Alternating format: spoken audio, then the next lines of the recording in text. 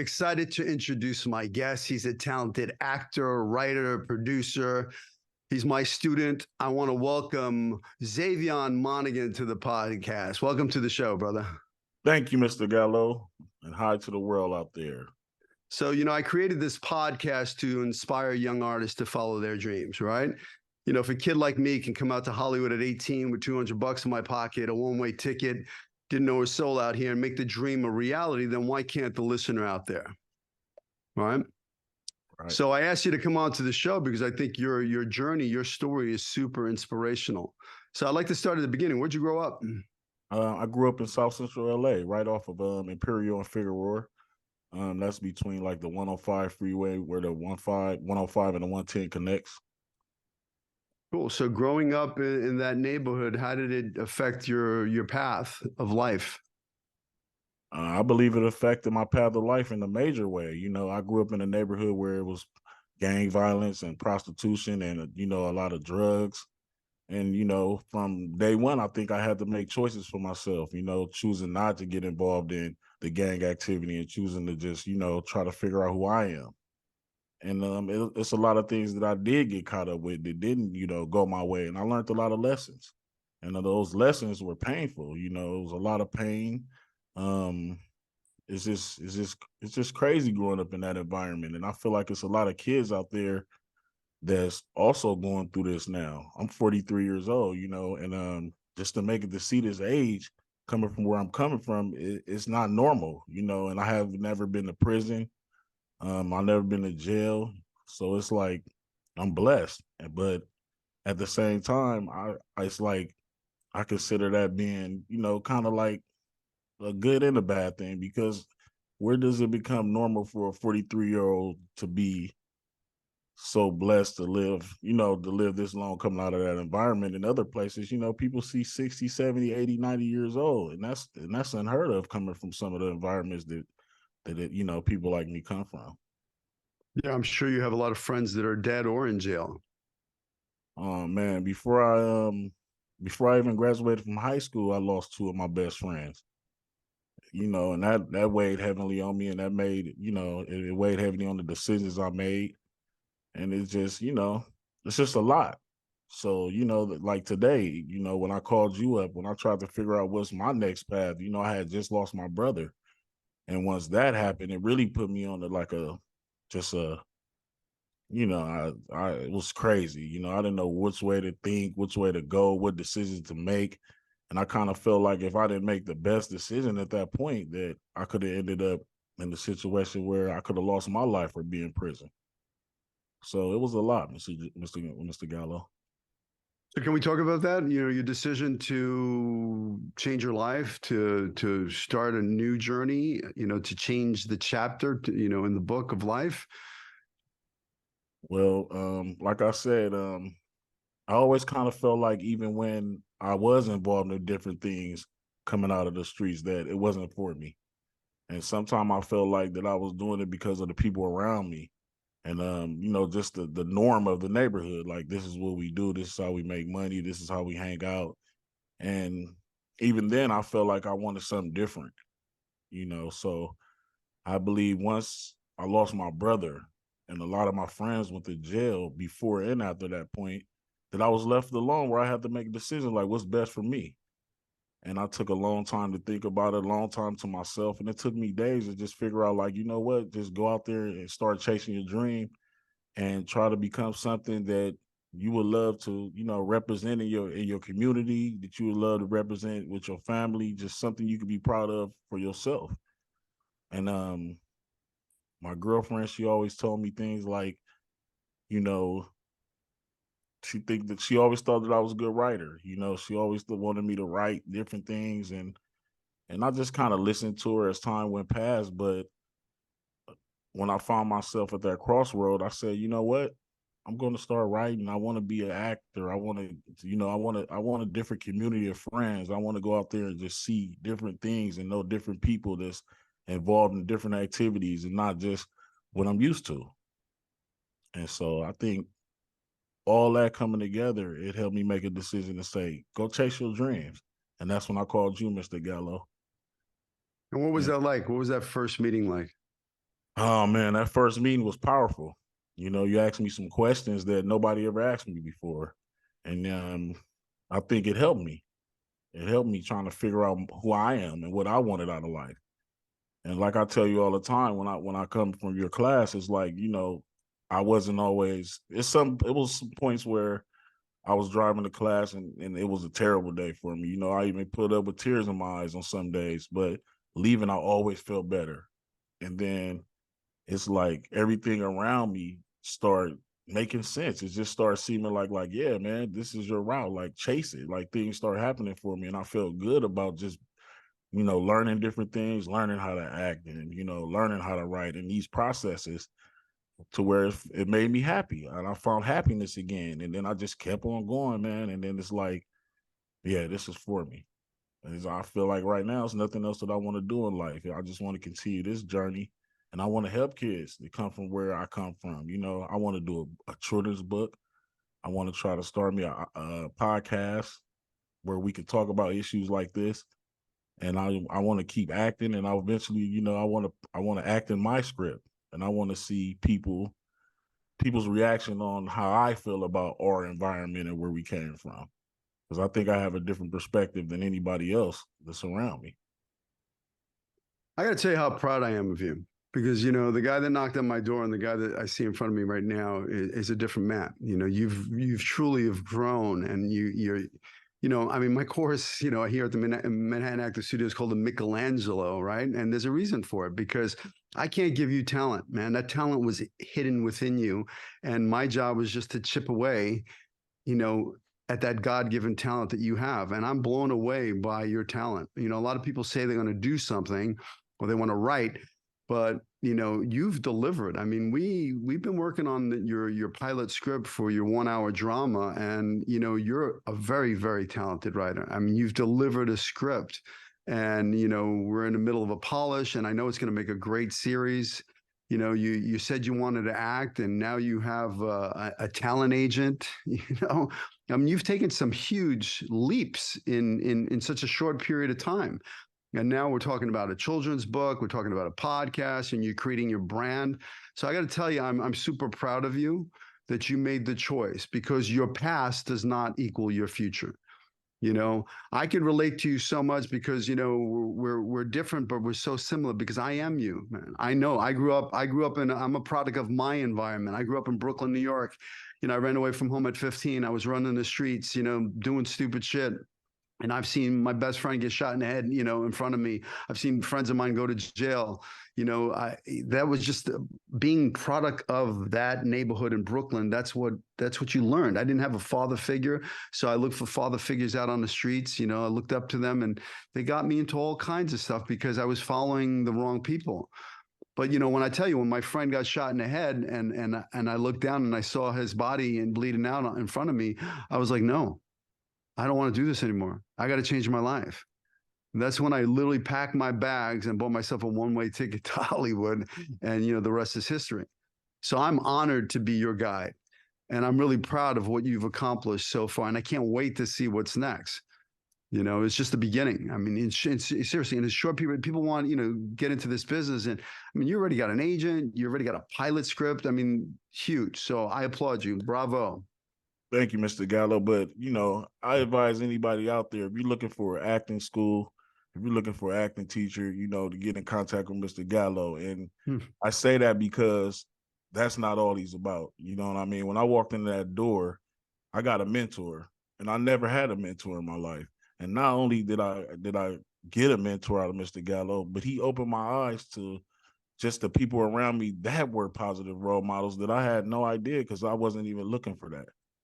So, you know, it's just bigger than just, you know, learning how to act or learning how to write or learning how to produce or anything like that. When you meet a person like Mr. Gallo, you find a friend. And that was big to me because, you know, I could have called any number, man. I sat back and I just Googled a number and I called it. And, you know, when I talked to you, I said, dang, this guy sounds about right. And when we finally met up and everything like that, I knew I was in the right place. I didn't care about how much the classes cost. I didn't care about if I could possibly pay for them. All I knew is to just show up today and God will make a way for me to keep showing up. And that's what's happening. And I just thank you for being a mentor, just being a positive person in my life, because like I said, coming from our environment, it's hard to find positive role models. And now that's what I want to do. I want to be a positive role model. And I want to let these kids know, like, you know, I came from the same place you came from. I made some of the wrong decisions that you guys are making, you know, and it took pain from, you know, for me to find my hero's journey. You Mm. know what I mean? And I'm not saying that everybody has to go through pain to find that journey, but it's always something that happens in your life that puts you on a different path. And whatever that path is, and you find out it's for yourself, you should chase it. You know, chase it, chase it, chase it, chase it, man. And then you'll get that feeling that you can't get nowhere else because you really be happy. You know, I've been in positions to where I done all type of stuff in life that some people would consider to make them happy, but that didn't work for me, you know, especially like taking the loss of losing my brother, and then, you know, just watching my mom, how she dealt with it, and, you know, with my sister, and it's a lot, you know, and it's like, I wouldn't advise anybody to have to go, you know, to go through that, or it's just a lot to make, you know, I wouldn't advise anybody to make decisions where you can send your family through that or your friends through that or sending yourself through that by going to prison or anything like that. Like I was explaining to you the other day, Mr. Gallo, I get more calls from people in jail, my friends in jail, than I do than people on the streets now. And that's part of because not only have I changed my surroundings and the people that I deal with, but I changed a lot about my life. So a lot of my old friends, they're still my friends. I just love them from a distance. But, you know, me chasing my dreams and me in pursuit of making myself happy, it's a lonely road sometimes. And, you know, and I meet new friends, and, you know, I find myself in new places, and, you know, and that's what I was looking for, because I couldn't see myself still hanging out on those same corners and dealing with the same things that I was dealing with, especially after taking a loss like I did. And I've been taking losses all my life. When I played football at Guardian High School, I lost my quarterback. You know what I mean? That guy was 16 years old. I couldn't understand it. And, you know, I just kept pushing and I kept going. And, you know, once I joined your classes and I started learning like how to use that pain to push me to go forward in life. And then I started understanding why all this stuff happened to me. And then you like, you know, you always told me from day one, it didn't happen to me, it happened for me. And I understand that. It's a lot that has went on in my life. And I've been blessed. I have a wonderful mom. No, I wasn't raised with my dad, but you know, coming from my neighborhood, who was? Mm. It was one dad that I knew. And that's the dad that I knew. He was the guy who lost his son, you know, the quarterback that I was talking about. So, and I had to watch that. I had to watch his mom and his dad go through that. And it scared me, man. It scared me just knowing that I had a brother out here, I have a sister out here, and my mom could possibly be a bad person one day. It was always in the back of my head. And then when it came forth, it just broke me down, man. It tore me up. And I knew that I wanted a different direction in my life. And I wanted to chase something different. And I wanted true happiness, not material things, not, you know, anything else, but what really made me happy. And you helped me see that, you know, as I started taking your classes. And I want to thank you for that, Mr. Gallo. Well, it's my honor.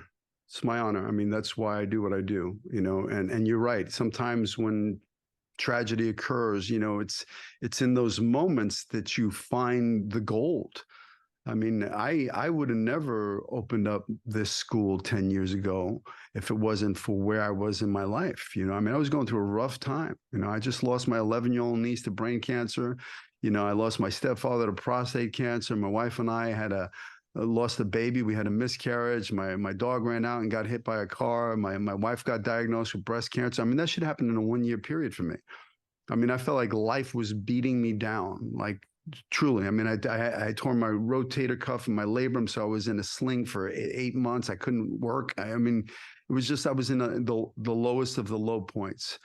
And you know, in that moment, in the shit of cancer and all of that stuff, I planted the seeds of the Manhattan Actor Studio. You know, I got a calling. I mean, I was sitting meditating one day in church and I got a calling and said, open up a school. And I was like, what?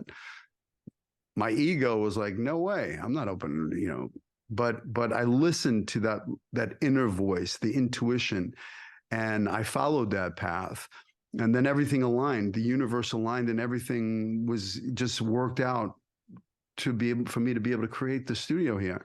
And I really found my true calling, because, I've been there, done that. I've been blessed. I've been a working actor for 40 years. I've been in Academy Award winning film, hit TV series, you name it, I've done it.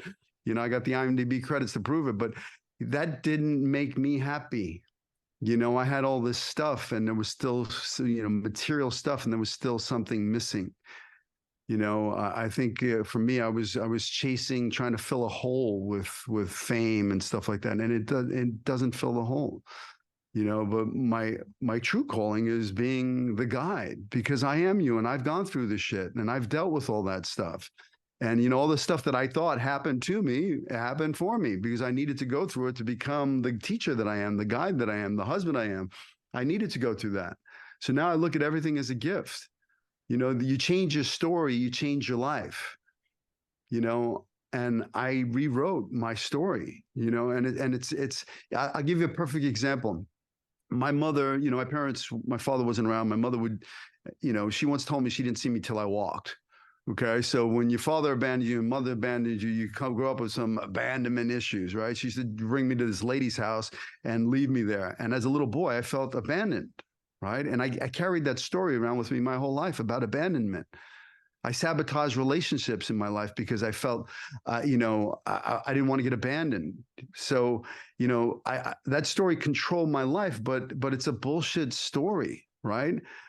And I looked at that story again and I rewrote that story. And I said, my mother loved me so much that she knew she was not capable of taking care of me. So she put me in the hands of somebody who could. That's a much better story to tell yourself, a story of love instead of abandonment. So, we have the ability to change our lives by changing our stories and not walking around as the victim, and realizing that everything happens, for us, not to us, and so for me, it's an honor to be your guide. I mean, that's why I do what I do. It's an acting studio, but it's more than an acting studio. Yes, it is. And I think, like I said, I thank you for it. And I learned so much as I sit and I sit here and I hear you talking about it. It's like, oh man, Mr. G, you taught me so many lessons in life that I had to learn later on, and hearing it from you, I probably heard it before, but hearing it from you, it just sounded so different. And I picked up on it, and it's like, you're right. Everything that happened to me really happened for me, Yeah. and it's building exactly who I am. I was raised no dad. And like you said, instead of me thinking, oh, I didn't have a dad, I focused on what a wonderful mom I had, and then as I got older, I started seeing how hard it was for her to raise 3 kids and go to work and then come home and feed us and then, take me to football practice and be there, just for the extra stuff all by herself. And she never complained. My mom used to feed us and sometimes didn't eat at night. And I didn't know this. And even she told us, she said, sometimes you remember when we used to eat breakfast for dinner, and I'd be like, yeah, mom, we love that. She was like, yeah, because that's the cheapest meal to make. And I didn't think about all this until I figured it out. And I was like, man, and this is all why I'm getting suspended from school. I'm fighting, you know what I mean? I got an attitude. I'm not talking, just being just a kid with no understanding. And then my mom is going through all this stuff just to make sure that me, my brother, and my sister are good alone. And it's big. And that's why I think every decision I made, even coming up, even when I was doing stuff that wasn't right, I always kept my mom in the back of my head. And I always listened to what she said. And I think that's pretty much what got me to where I am today. But I feel like now it's time for me to pick up my own weight and, and find out my own lessons and go off my own experiences, then go even farther in life. Because I feel like as much as I've been through and much as, people around me been through, just everybody, just going through things, people go through things. And I think if you use that to fuel yourself and chase your dream, then you never work a day in your life. All you do is you just wake up and you have fun and you're excited, and I told you a million times, man. I said I used to get up in the middle of the night and I had to use the bathroom or whatever, get some water, and I used to just have just evil thoughts on my mind after my brother was killed. And and then I started writing my script. And, you know, when I get up at night now, it's just, what's next? How could I write this? How could this go? What's going on with this character? You know, and I had to sit back and like, oh, it's a better thought. You know, I'm moving forward with what I want to do, and I'm excited about it. Like you said, I'm trying to write a children's book. I'm starting to write a children's book, and it's like, man, I got emotional the other day once I started, because it's like those thoughts of me growing up as a kid, the things I went through, you know, mentally, because you know I didn't go through too much as far as, you know, some of the stuff kids did go through, but mentally I put myself through a lot of things, and then I was just thinking back at like, wow, it is a story to be told. You know what I mean?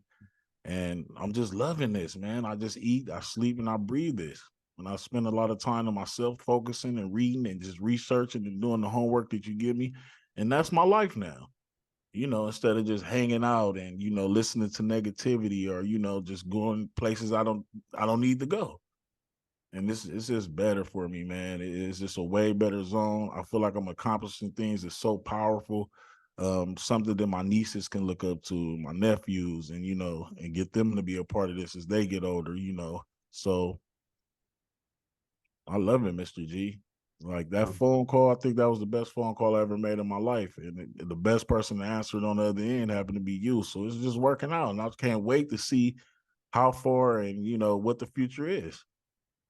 Mark my words, there's going to be this podcast. You know, I'm documenting this, because when you blow up and everybody's like, where'd this guy come from? There's going to be this podcast right here. Yeah, of course. And you Man, do have an amazing mom, you know, and you know, so do I. I mean, you know, I look back now at my mother. You know, look, she raised 3 kids by herself on the mean streets of Brooklyn, man, in the 70s, when, you know, there were people, heroin addicts, nodding out in the hallways, and people getting shot, and there was a gang on every neighborhood. We had in every corner, we had the maceteros, we had the dirty ones, we had the homeboys, we had the assassinators. I mean, they were literally gang rivals, you know, stabbing, shootings on my block. You know, that was the environment that I grew up in. And you know, my mom, she worked fucking 3 jobs to put food on the table. She was selling friggin' encyclopedias. She was selling Mary Kate cosmetics. She was working in the school as a paraprofessional. I mean, you know, she really sacrificed for us. I mean, in my house, if there was 1 egg, we'd split it. If there was no hot water, my mother would, you know, boil water on the oven, you know, to give us a bath. If there was no heat, she would open up the oven fucking door, and that's how we got heat. We'd sleep in the kitchen. You know, I mean, I got to give her, you know, if you're going to blame somebody for the bad, you better blame them for the good. Okay. And as a young, rebellious teenager, you know, she was trying to be both mother and father. You know, she called it tough love. I called it child abuse, you know, so I was like, I'm out, you know, but she was just trying to keep me in the line. You know, she'd pull me off that corner, and somebody would get shot on the corner. You know, she pulled me out of that car, and everybody went arrested because it was a stolen car. You know, so I got to thank her, because I am, you know, and I always had her voice in my head when I was like doing something stupid, like, oh shit, my mother's gonna kill me. You know, if I, you know, there was, you know, I'd tell the funny stories is, you know, all my friends were getting tattoos with Brooklyn, and I told my mother, I said, Mom, I want to get a tattoo, and she said, go ahead, and I was like, really? She goes, yeah, go ahead, go get a tattoo. And then she went into the kitchen. She pulled out a big ass knife, and she said, when you're sleeping, I'm going to cut off 7 layers of skin, because I'd rather you have a scar than a tattoo. And I believed her. So I don't got a tattoo on my body, but it's because of her, because she put the fear of God into me. Yeah, right. You know, so, you know, I gotta thank her for, you know, who I've become, because if it wasn't for her, you know, I never thought I'd make it to 18. Like, you know, we talked about this the other day. You know, I never thought I'd make it to 18 years old. And now I look back, I'm going to be, what, 57. And I look back at my life and I go, wow, you know, I had to go through all of that. It was all a gift. You know, even the shit, like the bad shit. I mean, if there was a checklist of everything that could possibly go bad to a child, I check all the boxes. But now I look at it and I realize it's all gold, especially for you, like an actor or writer. You know, you have a wealth, a gold mine of information, stuff that your soul that you can hand over and expose it through characters in your writing or when you're acting. You know, everything that happens to you out there, the good, the bad, the ugly, that's your gold as an actor. And the more shit you go through, the more stuff you have to play with. The more paint you have in your actor toolbox. So I feel blessed that I've gone through everything that I've gone through, and everything that you've gone through. And I'm amazed that you're able to take your truth, your pain, and now channel it in a positive way, not going down the path of revenge or getting yourself in trouble, but you're going to take that pain, you're going to hand it over, and you're going to expose it through a character, and you're making art out of it, and people who see it will be affected by it. Your podcast, your children's book, all of that is going to make a difference in the world. You're raising a flag, and people will march behind you. So I can't tell you how proud I am of you. Thank you, Mr. Gallo. And I tell you, without you opening my eyes to a lot of different things, I don't know if I could have made it this last couple of years. You know what I mean? Because of course I wanted the revenge. Of course it was running through my head that I wanted to do something. But at the same time, I knew that my life was too important. I didn't want to disappoint my mom. I didn't want to leave my sister. You know what I mean? I needed to be the male role model in the family. And it was like, I could make the decision to say, you know what? F that. And, I'm like this and impress the streets and then let my family down. That's the thing about chasing your own dreams and going on your own path. You can't worry about who's saying what or how anybody feel about you. You just got to know you're doing the right thing, and we're coming from where I'm coming from. The culture is, somebody do something to your friends or somebody in your family, then you go do something to them. But it's another setup. It's just another way for you to throw yourself away, And I didn't want to do that. I wanted my mom to be proud of me, and not proud of me because I was financially stable by doing something illegal. I've been there. I wanted to be in a situation where my mom could look up to me and be like, you know what? I love what my son's doing. I'm proud of my son. And, whenever she passes away or whenever she goes to, heaven or whatever it is, she can say, you know what? I'm not worried about him. I'm not worried about him going to jail. I'm not worried about him getting killed. I'm just, and that's the thing. And that's the thing, man. You want to do something to where you know that the people you love are proud of you and you love it yourself. If you don't do that, then I think people just living on false pretense. Yeah, you got to know your why, right? Why do you want to do this? Do you want to do it for be famous, rich and famous? If you're doing it for that, you're. I hate to say, it's possible that you may become rich and famous, but that's not going to fill you up. Okay, if you're doing it because you want to make a difference in the world, right? That's going to fill you up.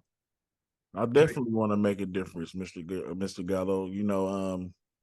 There's so many kids, so many young kids to this day coming from where I come from with no role models. And that's sad to say, that where is nobody that you can look up to, a male figure that's doing positive things coming from your community. And that's how it was for me. And I know that's how it is for the kids now. You look up and you see gang members or you see the drug dealers, and then you see them with the fancy cars, and you see them, not going to work, hanging out all day, smoking weed, whatever that is, that's what we look up to. We didn't have firemen in the neighborhood or even police officers. We say, fuck the police. Yeah, because we never knew a police that ever lived in our neighborhood that we could talk to personally and say, you know what, I want to be a cop.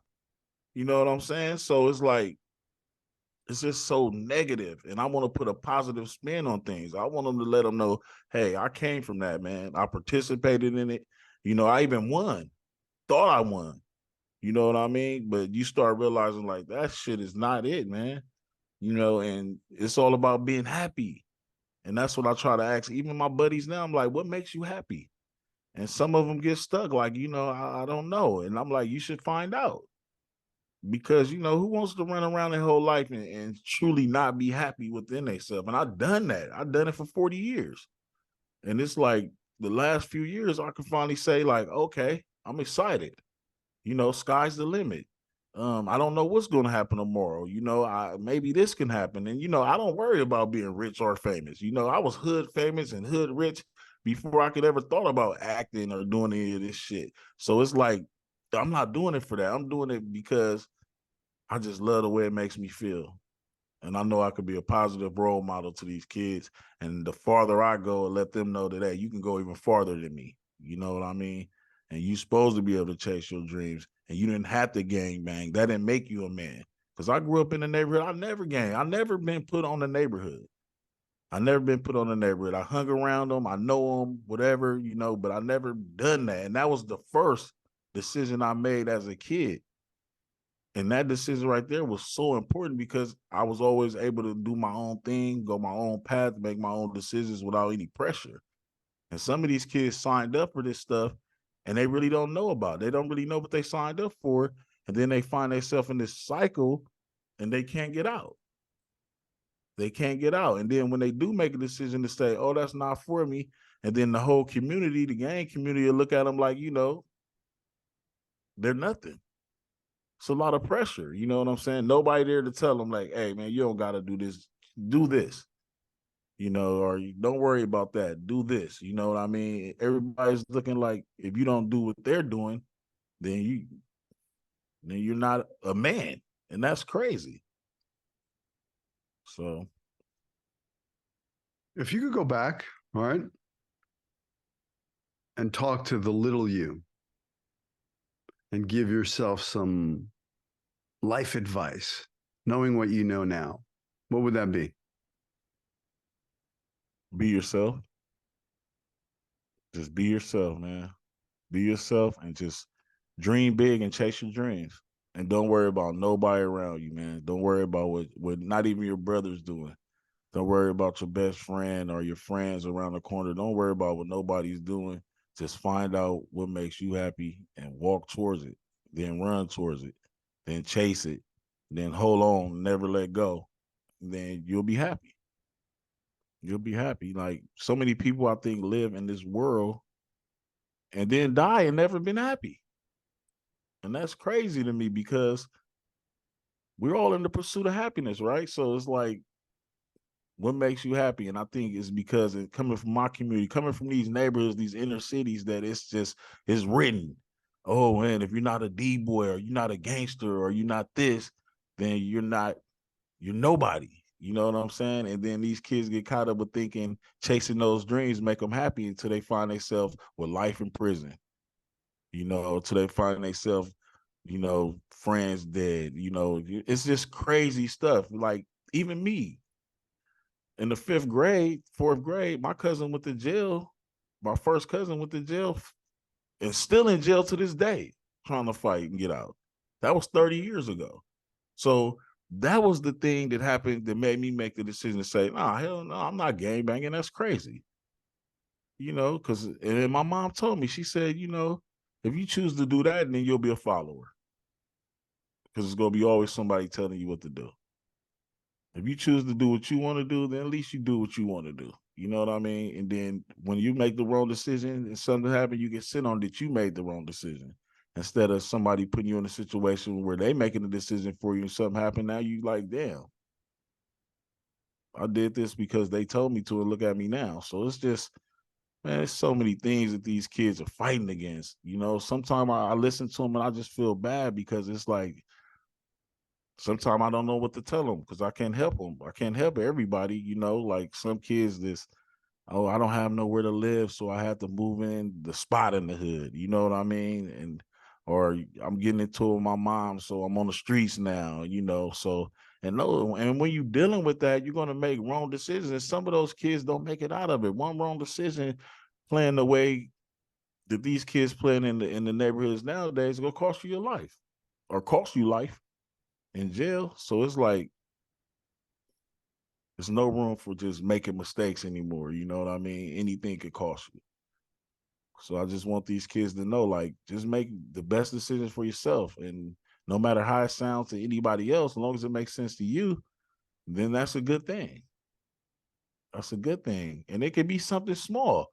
I want to be a barber. You know, barbers, it's barbers making crazy money, just depending on how you build your situation. Gardeners, you know, it's not about the fame or the money to me when I say do something to make you happy. You know, it's just about doing it being happy, and hopefully it'll bring you back enough money to live off of it. And that's good. That's great with me. You're definitely a leader, not a follower. Yeah. And you have a beautiful voice and a beautiful message. And I am honored to be your guide and help you get your voice out there. I can't tell you, I'm grateful for you, Zavian, because this is why I do what I do. When I know that I can make an impact on somebody's life, even one person's life, then I feel like, that's what life's about. It's not about me. It's about we. It's about giving. It's about being of service. That's my mission. That's my, affirmation every morning. How can I be of service? How can I change lives? And I'm honored, truly honored to be your guide. And I know there's going to be great things. I mean, you truly have that talent. You're a talented writer, you're a talented actor, and it's just a matter of time till the world knows it. So I thank you. I'm grateful for you. I thank you for taking time to share your wisdom and knowledge. And I know I can't wait. There's going to be great things coming your way. So thank you. Yes, sir, Mr. Gallo. I appreciate it, man. And what time will I see you in class? I see you. I got you on the schedule Thursday. All right, cool. All Thank right, you, Z. Mr. Gallo. But You're pat welcome, yourself man. on the back, Mr. G. I'm telling you, because you changing lives, man. It's not just a class, man. You're supposed to get paid for therapy, your class, all of the above, man. Believe me, because I walked in there in shambles some days, but I never left in shambles. You just know that. Well, thank you. You need to pat yourself on the back for all that you've accomplished and the choices that you made. Because, I tell you all the time, it's all about choices. As an actor, what choices are you going to make? But in life, it's all about choices. You can choose to go down that path, or you can choose to go down this path. You can choose to eat that thing, or you can choose to drink a glass of water. You can choose to lay down and watch TV, or you can choose to go to the gym. I mean, it's all choices, man. So it's about making the right choices in life.